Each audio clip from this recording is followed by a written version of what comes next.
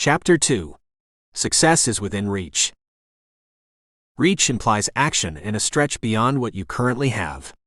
Wherever we find ourselves at this point, if we are honest, we can all do something more to live and lead better. Whether you are starting your leadership journey, already an accomplished leader, or somewhere in between with your awareness gradually expanding, I want to share that I have been a devoted student of leadership for several decades. Throughout this journey, I have also had the privilege of mentoring and coaching new and seasoned leaders from diverse nations. Based on my experience, I can affirm that the principles and elements essential for self-leadership are universal and timeless. They are the same for each of us, despite some cultural variations. We never truly arrive at a place of mastery, regardless of the length and breadth of our experiences. I think this is actually motivating, because instead of seeing it as an unattainable goal, we can look at it as an ever-expanding opportunity for personal growth and self-discovery. As a result, it allows us to continually unearth more about ourselves and our capabilities.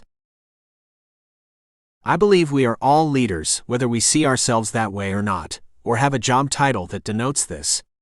We are always leading at least one person: ourselves. I believe it is untenable and counterproductive to ignore this reality. You are the most influential contributor to developing your leadership skills, influence, and effectiveness. You are your biggest asset, but you could also be your biggest liability.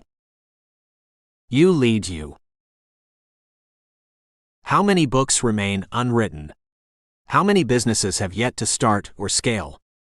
And how many talents stay unexplored because of people's limited self-leadership awareness, or their failure to take action and lead themselves well? There is a dual focus for this book. First, highlighting areas to aid in deepening your insight by developing heightened awareness regarding how well you are currently leading yourself in all aspects of life. As you take personal responsibility to improve this and implement corresponding actions, your life will be more productive and successful. You will experience a greater sense of fulfillment, naturally finding it easier to lead others better. But I am hoping you have the courage and conviction to go to the next level. From success to significance by secondly, enabling your leadership to become more about lifting others to new heights of growth, experience, and effectiveness. The question now is, are you willing to go against the destructive nature of selfishness, which is to just serve your own interests, and rise to the level of selfless self-leadership? There are many examples of people leading themselves well and from a selfless perspective. Some are in the public eye, and others just go about their day-to-day lives, making a positive difference to individuals, communities, and the wider world. A lot of the time, selfless acts go unnoticed or unannounced, and that is the point. But there are beneficial times when evidence of these is highlighted to inspire us and nudge our focus back to this higher level of living and leading. I regularly meet, hear about, and work with people who are growing their self-leadership on purpose and have the heart to make the world a better place, not just their own lives. I intentionally associate with and try to surround myself with those with this approach. However, I am sure you will agree that whatever stage we are at on our life journey, we all have some capacity to improve in this area, even if just a little. We could all live better. People I lead are better influenced when I lead myself effectively. This is a universal principle that also applies to your life, whether you are conscious of it or not.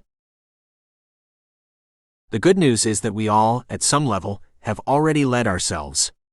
Using self-control, which is one element of self-leadership, we tell ourselves no regarding certain things and make the right decisions that benefit ourselves and others. How do I know? Well, unless you are consuming chocolate 24/7, you have probably drawn upon self-control at some point.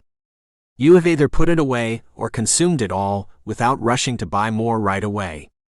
That is self-leadership, at least to some extent. Recognize these small wins and build on them.